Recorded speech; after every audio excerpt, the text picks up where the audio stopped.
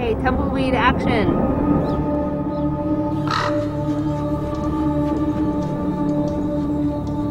Hi, I'm Sia, and I'm at Coachella. Well, actually, right now I'm sitting inside a white van that has been decorated to look like Mexico.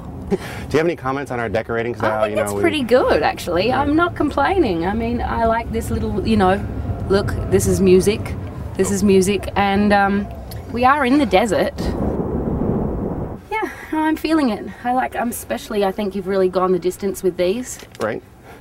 Delicious. And so your set is still coming up, right? Yeah, I'm playing tonight at midnight. So this is Saturday in real time. I don't know when they'll be watching this, but yeah, today is Saturday. And is this your first Coachella? No, it's my third. Okay. Yeah, I played once years and years and years ago with 07, okay, yeah. who I used to sing with, and then I played maybe 2 years ago by myself. Yeah. And so do you have any survival tips for people coming to the festival? It's kind of unique with the desert and the heat and stuff. Yeah, I think you should bring some like allergy medication or a dust mask occasionally, but my usual festival tip is toilet paper. But actually here, because I went to Coachella yesterday, and they've increased the toilet amenities like by 3 maybe. So I don't think now it's like the classiest festival in town. It's like you don't need anything. You can get anything you need there, apart from maybe a Band-Aid. Band-Aids, you know, for blisters, because there's a lot of standing around. Right. Don't wear shoes like these unless you know you're going to have a little golf cart and like stay in your tour bus watching Celeb Rehab. Gotcha. Did you get a chance to see anybody last? I did. I only went there to see Grizzly Bear, and I did, and then I left. How's that? I'm not. Oh, they're amazing, and I'm friends with them, and I wanted to support them.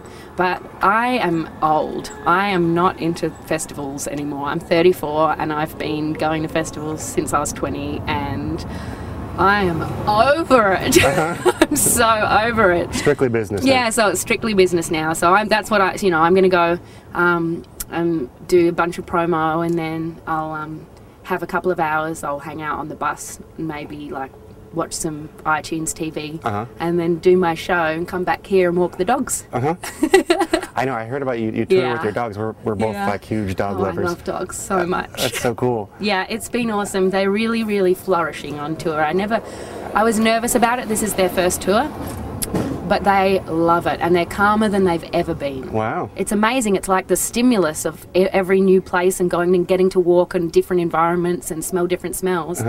It's like so stimulating that finally they're like satisfied. Yeah. So they're not running around the house like, we're bored. That's cool, because I know my dog kind of freaks out anytime he's in a new place. He's yeah, just well, that's what I thought, because that's what, when I go upstate with them or whatever, they'd get a bit like gnarly for a bit. But maybe it was me that was gnarly, and that was just affecting them. Maybe it was me that wasn't into the change. But I'm fully aware of, like, I guess I'm comfortable with touring, and because of that, they're comfortable with touring.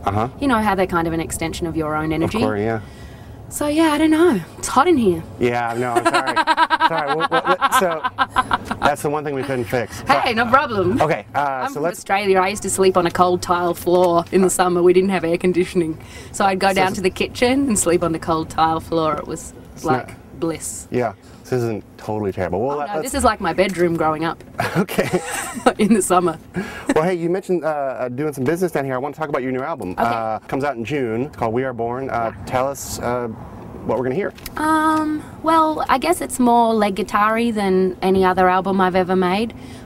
It's actually the first album that's kind of guitar-driven, I think, which is interesting. And so, like, basically I'd written these songs over the last 6 years. I just wasn't allowed to put them out because I was a down-tempo artist. Right. So this isn't like a huge, like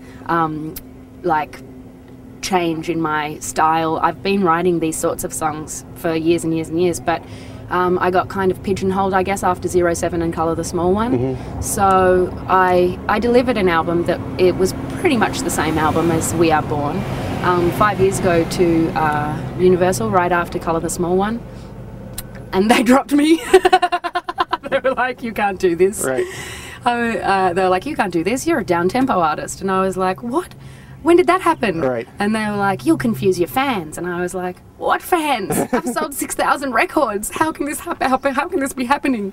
So I guess now Buttons, maybe from the last record, gave me some, like, it gave the labels or my management kind of some confidence that I could excel in like some up-tempo stuff and pop music, and I've always been a fan of pop and been writing this kind of stuff, so I'm finally allowed to put it out, and this is kind of the record I've been wanting to put out for the last 5 years. It's exciting.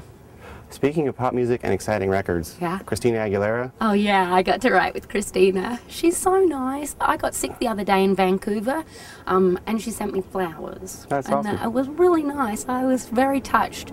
Yeah, she's a really awesome, interesting collaborator. Like, she doesn't need me, she can write. But I think she's smart because, you know, we get stuck in like here, fear, near, tear. Like, as writers, we sometimes stagnate, and I think that she's doing a smart thing by bringing in different people whose work she likes or admires, and just allowing them to,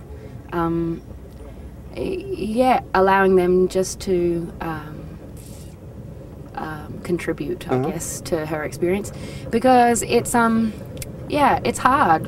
I mean, every album I've ever made is basically the same album, just wrapped in different clothing. Like, it's just like, oh, there's a song, you know, about, you know, being alone. There's a song about fighting. There's a song about, you know, lost love. There'll be a song about, you know, running away from something, running towards something. That whole kit and caboodle. Howdy, there's a garbage truck going by. Yeah, I don't know. I think that we get stuck. And the only thing that changes really is the sort of clothes that the album is wearing, the clothes that the feeling is wearing. And I think she's doing a smart thing. It just keeps her kind of current, you know, in a way. Yeah, it was really nice, fun. I spent the majority of my time with her enormous dog sitting on my lap. What kind of dog does she have? Coco. She was, I think she's what's called a bull mastiff. She was brindle. No way. Yeah, and she's super beautiful. She has two other ones that are fluffy ones, those fluffy Pomeranians. I think they were, and they're stinky and chewy.